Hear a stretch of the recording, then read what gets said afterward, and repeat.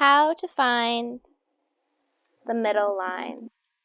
When we begin to find the middle line, you always want to start with your foundation. So working our way from the feet up. So when you take your feet and place them directly underneath where your hips are, making sure the toes are slightly tucked in and the heels are slightly out. We want the outer edge of our foot to be the same distance from the mat, whether you're at your heel or you're at your baby toe. Naturally, when we bring our toes inward, it's going to force our knees to come inward as well. So you want to start to contract the glute to help draw the knees so they're in line with your middle toe. Keeping the weight into your heels, start to press the tops of your feet down. So now that we feel a really strong base, we can start to explore where the middle line is. So what does that mean? It's finding this point in your body that starts from the top of your head, goes down your spine, splitting through the legs into either sole of your foot. So if you close your eyes and start to rotate around, you can start to explore where that middle line is. It should be the point of least effort. Now, although our body is going to be super engaged and aware, we want it to be effortless activation. So if we keep everything strong and stacked, the force of gravity is what's going to keep us in our alignment, as opposed to using the force of our muscles that would be compensating if we were holding ourselves forward, which is what a lot of us do, with our pelvis tilted back and our weight in our toes, or with our hips forward and our shoulders rounded. But by keeping ourselves pressing into our feet and keeping the weight in our heels, this is the very first step to finding the middle line. So once our weight is in our heels, make sure that you're not letting your toes float off the ground. We want to keep the whole body active. So grip your toes down like you're trying to pick up a pencil with your big toe. This is going to help keep your knee activated and your quads. So already it's helping to tilt my tailbone inward and keeping my lower back long. As we keep working our way up the body, remember to keep shifting the weight in your heels, gripping the toes down, and now we're at our hips. So I want to find this little engagement where I'm trying to bring my hips up and I'm trying to tuck my rib cage down. Just keeping my core stable, and I'm visualizing the muscles around my entire spine, holding the muscles strong and lifting me up. Now remember, the whole point of standing up is to stand up tall. So we don't want to feel our body weight being heavy and pressing into our feet. Instead, use our feet as momentum to keep sending the energy up our body. Once we get to our ribs, it's a really common thing to puff our chest out, and automatically we start to lose our lower back.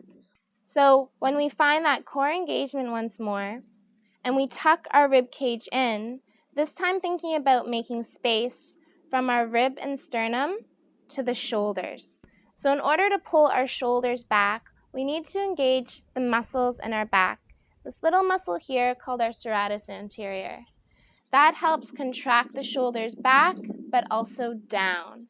So making sure we're holding the shoulders back and keeping our elbows close to our body.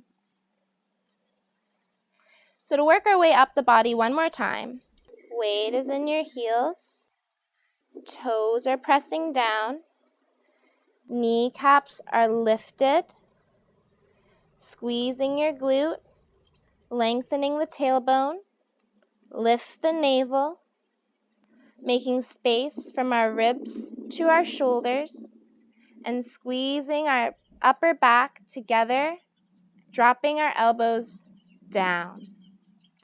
As we keep working our way through the arms, we're going to extend our fingertips all the way down to the ground, trying to let our pinky finger graze across the thighs. So this is a really good indicator of where your shoulders are sitting. If you can't feel your thighs and your hands are here, Your shoulder is probably sitting a little too far forward, and that's a lack of engagement from the serratus anterior. So by squeezing, using your thigh as a reference point, and then reaching the fingertips down, now creating space from our jaw to our shoulders.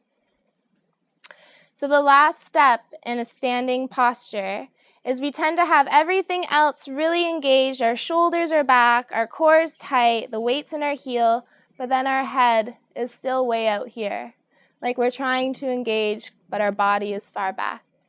So think about someone grabbing your ears and pulling the ears backward.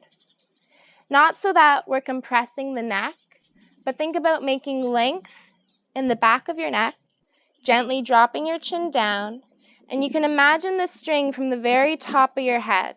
And if that starts to pull up, it's going to start to stack your spine, your neck, and your hips all in a line. But the key point, shoulders back, ears back. So finding our posture one last time. Weight in the heels, toes pressed down, kneecaps are activated and pulling up. Engage your glute, lengthen the tailbone down and the belly button up, creating space from our rib cage to our shoulders by squeezing the shoulder blades back and pulling our elbows down. Extend your fingertips towards the mat. Check in, make sure that they're grazing the side of your thigh, and then pull the ears back, lengthening your head up. It's important to think that you're pressing down to stand up. So visualize your energy coming up and out of your body, making it feel more effortless. The next thing to apply is to actually move. So try taking a step forward. Notice where your foot meets the mat first. Is it your toe or is it your heel? And as you plant your foot, making sure all four corners are equally pressing into the mat. So start to move around. Make sure that you can still find this alignment even when we're walking, even when we're standing, and while we're sitting. Notice which part of your body enters a room or environment first. Is it your head? Is it your belly? Or is it your feet? You want the whole body to enter as a whole, as one solid piece. Stay with your breath, open the heart, and let the energy from the ground up lead you. So finding straight posture and the middle line is really important to apply all throughout your day. This is a really great video to watch every morning just to remind yourselves how to stand straight and how important it is. Using little tips and tricks while you stand, shifting the weight from one foot, trying to keep the hips squared, and then coming on to the other.